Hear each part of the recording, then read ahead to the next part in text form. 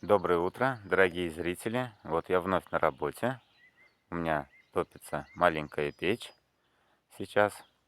Вот. День сегодня, я думаю, будет солнечный. У меня он будет очень насыщенный.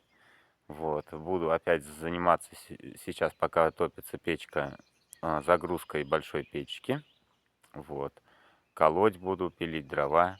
Хочу извиниться перед вами за качество видео. Вот, ну ничего, в скором времени я куплю себе новый телефон, будет все лучше. Сейчас приходится мне в связи с различными обстоятельствами а, осваивать, получается, новую профессию.